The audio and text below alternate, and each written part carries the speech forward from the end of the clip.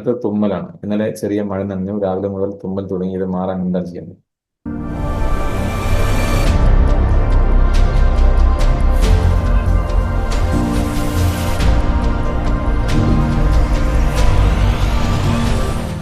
സൂര്യമുദ്ര ചെയ്യാം.